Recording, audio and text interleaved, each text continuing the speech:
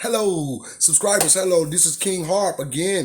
King Harp and Royalty TV. Hello, I'm back again. I want people to subscribe to my channel. I'm back at this media apparatus. We're doing our thing. I am so sorry I wasn't here for my little followers that I do have. It's been because I had technical difficulties. Hopefully this goes through, and I hopefully it will, because I had technical difficulties. But, us, the main important people, black people, we're the main important people right now for various reasons. For reasons we have to have a very long list to actually describe the reason why should be the main topic, because there's so much unresolved with us. Even though everything else has been put in the forefront, we have the Asian attack, and blessings upon people who are hurt. We don't want to see people hurt. But all this stuff is put up in the forefront when we, as black people, have experienced this in a greater mass way than any other group or Asians or what have you. And we have never received legislation orders for it, never no protections. We don't have any hotlines to call for anti-black, and all this stuff. And we got this stuff because in the root of our country, we came from a sanctioned place where it was anti-black to be legal that way, and to even be anti-black in that position was to also be resourceful to make money. I mean, if you read books like I've been doing, or you hear them online or whatever, what it is that even slave owners, and I'm not taking up for white people, but even slave owners who came here didn't think they had to be as heinous as they would have to be because they want to be so-called Christian. But at times in those stories, they had to, because that is one of the tactics that you would use in order to ensure property, in order to gain wealth. You would use the heinous exchange. That's part of the way. That's part of the lineage of that exchange. Like if you go to a job and you're working in the packing company or something, there's an articulated way or a precise exchange you would use to, execute that job. And the way slavery was executed was with heinous exchange. That was the way to keep slavery in fear. That was the way to keep them dehumanized. It's to say bad things, to use fear tactics that was very heinous, to destroy limbs, to kill people. And back then, there was a lot of people who really didn't really want to do it, but they felt like, okay, we rich, we got all this money off of the bodies of black people, off the bodies of slaves, people that we see as basically workhorses. And, so all our anti-blackism come from a sanctioned place. Not from a place where you want to come to another country and folk don't like you or something like that. That's not what it is. We are actually natives in the country. We're actually born and bred here to build the country. When we got here, the country wasn't here. And I don't want to hear about the railroads the Chinese built and all that kind of stuff. I'm not being rude, because we built all these railroads. They came and they built a sector of it. But black people worked on the railroads. We built all this in the South that got it, going up north and all of this. And we can go into detail, into factual detail, into factual history. I mean, we don't have to talk about it in terms of opinions. I don't speak in opinions. I speak in facts. But thank you for joining me. Guys, hit the notification bell, subscribe to my channel if you have not, please. I'm King Hart, Royalty TV. So here I am. We're going to talk about some real serious matters. And I think that black people need to wake up. And I've been saying this, and our group has, in this media apparatus that we created at the grassroots, and also the New Voices of Black Media. I mean, we're talking about this because we understand the significance of this and the seriousness of this. It is very imperative that black people understand what's happened to you. Most of us are political neophytes, black people, because you were pushed away from politics and you come from a culture that was told that you cannot learn. So you adopted something and you have been institutionalized in terms of what they want for the most part. But as a black person who think in a conscious way, in terms of, being respected and standing, they would call that a revolutionary. That should not be revolutionary. That should be a person that's actually just developing to its own sacredcy and according to how they were made and shaped or anchored inside a house or a system, okay, in a society. And this is what we have to comply with the way we exist. We exist in a group, and black people are parting themselves each apart from each other with different ideology that's very dangerous to us. And I can clarify that. I can give some analysis to that. I will tell you, black people voted a president in office who's given legislative authority and policy to everyone but us. That is clear. I mean, we have his executive orders and everything, and none of these executive orders belong are going to the people which put him in office, and the people that are witching harm, and there's black people. None of these executive orders. So that to me is really strange and scary. That we have to look at that at the grassroots, and those who we follow the political language, and we follow the facts and the dialogue, and we're studying and having ourselves, educating ourselves in political science and social science. I'm sorry. So this is what I do. I'm educating myself in political science and social science for a very good reason. I've been doing it. So because I understand the importance of it. All of it points to your life and how you can move, what you can do, what you can access. It points to business camaraderie. And we don't have business camaraderie. We've been locked out of that. We have been locked out and locked in at the same time. They're locking us in and locking us out by not giving us policy, by not paying and sharing in terms of what's deserved or what's owed. We're locked into paying tax dollars. So we pay for everything. We're not special to the United States. But the United States does declare groups and deem them as special according to their historical sufferings. Like the Chinese, I've said it in many videos, and I'll say it again, I don't mind, repetition for emphasis. Okay? That's what I'm doing here, okay? So black people have been locked out of something that the country does frequently for groups. They're right now stomping to have Asians to have a legislative order with a dollar amount. That's freedom. Because, freedom and wealth, wealth is a part of freedom. Money is a part of wealth. But money itself is not wealth. But in terms of what this is, it takes a dollar amount to sustain wealth, according to your tax dollars, according to who you are, and what the United States say that they can do for you in her liberties. And that's make you free, and that's protect you, which is called protected class citizenship. It is a political term. And it's it is a term that's used frequently. It is a term it's an element that people use. It's a law that people use, except for us. So they say slavery is free. Well, we freed slaves. You cannot free people without giving them in terms of which they were enslaved. You can't do that. And if they go and they gather it and you destroy it again in terms of factual history, Black Wall Street, Rosewood, then you also you also taking advantage of a docile people in terms of their power and what they can access, but you benefit from who they are and were. And that's something unfortunate to them. You've made a beautiful, powerful empire with beautiful liberties that they can't access, that we can't access as black people and descendants of slavery. But everyone else can. And people have their own country and their own origin, but they come here for the dream that we as black people suffered to get in process. And it's executed, it's beautiful, it's rich, but it's going to hell in a handbasket. Because like Oprah Winfrey, like Celie said on The Color Purple, until you do right by me, everything you think about is going to fail. Until you do right by me. This is the way it's going to happen. Because the other week, I did a talk about the Asian crisis in Atlanta. Okay, they were just right before that blaming black people for Asian crimes so that they can pass a bill. And we're not sleep on that. Nowhere near. And later on, this happens with the white guy shooting up an Asian spa. So it's in the public media what's really happening and who's really harming Asians. Like really harming Asians. Black people not killing Asians. What are you talking about? We're not killing anybody.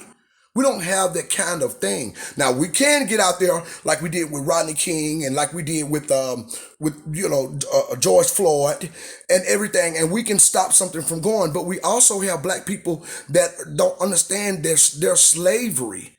We are enslaved still. They don't understand. Keisha Lance Bottoms don't understand, or she may, but she want to keep her position. Politically, we have political slavery, industrial slavery, economic slavery, because we're locked in economically. Because we don't have any capital, so we deal with capitalism. We've been locked out of that when other people can come here from other nations and build capital because they are allowed to and get legislation and be buffered into something. They're buffered into something. Why do you think all Chinese people do nails and stuff like that? Because this is a articulated, meticulous, precise thing that they have been set on the table and then buying property, then building from something.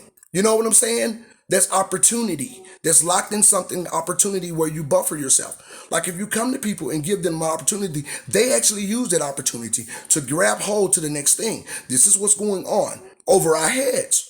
So, we got people like Keisha Lance Bottoms, like I said, got up and talked bad about the black people in the streets. Okay, we get it. We need to go home. Okay, yeah, go home. Don't fight. Don't tear up the streets. But she talked to us with rude. These politicians that are supposed to serve us in terms of self-preservation, that's the first rule of law, first of all. And we don't have a chance to practice it because we're still slaves.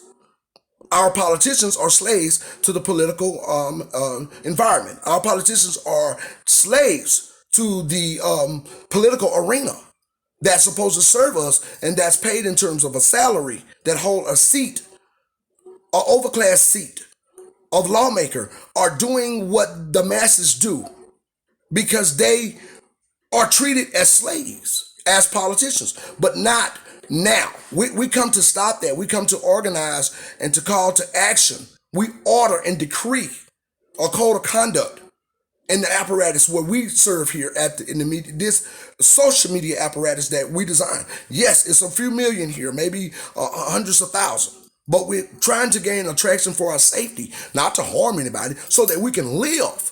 Because we cannot live in this place where there's a dream that we built and historically are anchored here without the same kind of uprise and camaraderie or protections. And that's protected class, which is due to us in terms of constitutional rights.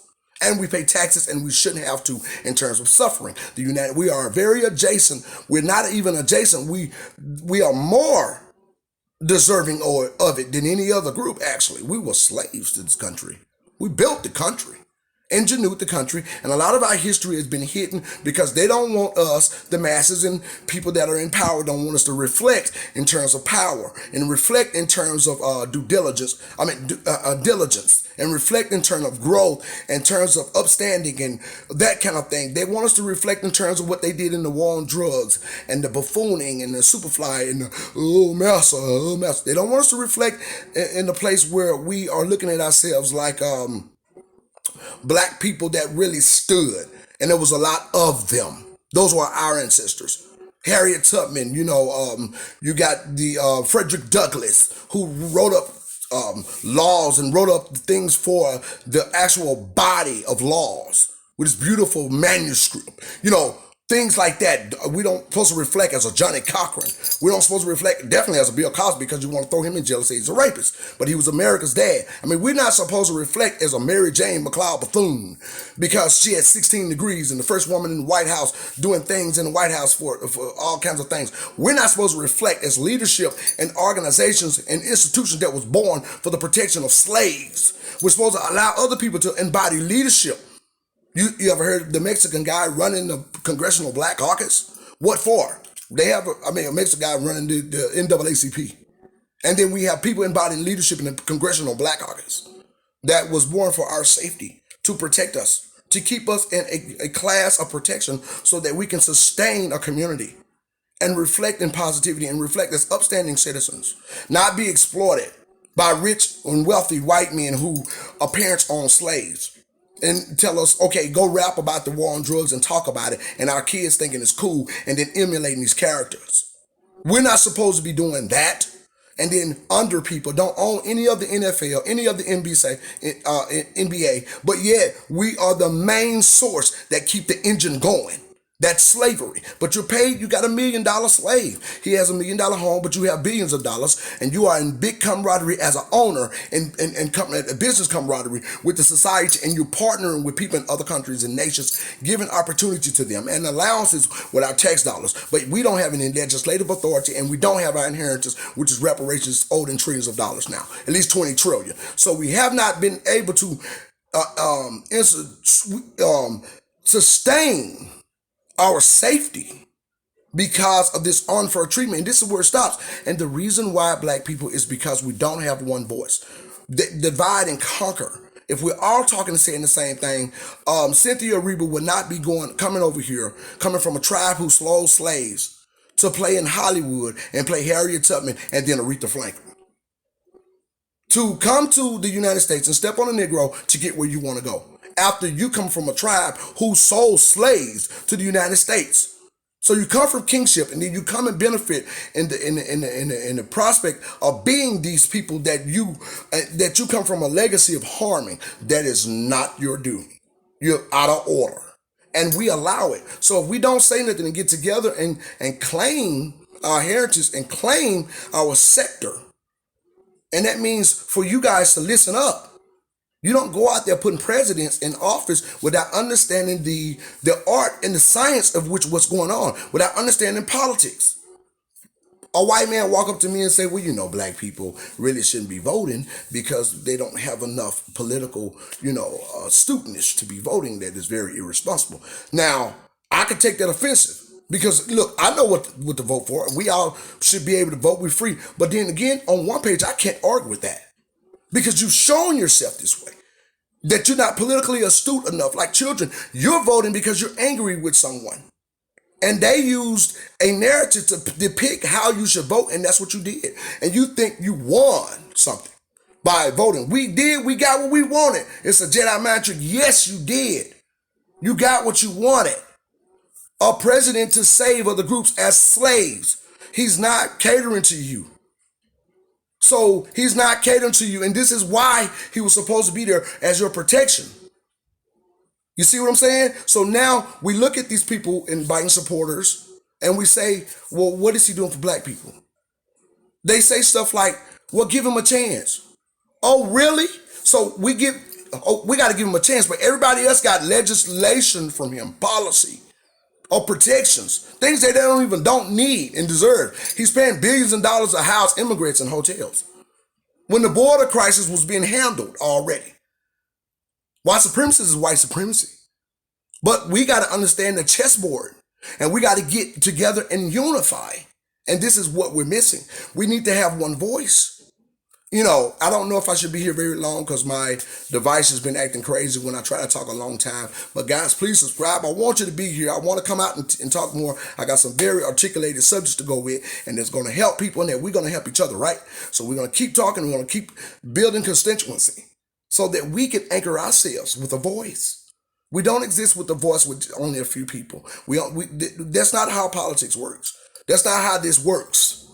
And, but black people, we're talking to our family members. You guys thought you were doing something big because you are hooked on a narrative. You want to see people preach. Obama, he went in these churches preaching, black people clapping, jumping up, hugging this man, and come to find out this man does not share your legacy at all. He changed his tone of voice, he pitched and high like a Dr. King, all of that, but he gave legislation authority. He gave order to immigrants, DACA. He signed executive orders that Congress didn't even sign off on to give to people that was his daddy, a Nigerian, and white. He was white also, which is a privileged person in this country. Barry is his name. Barry. So you got to understand what's happening to black people.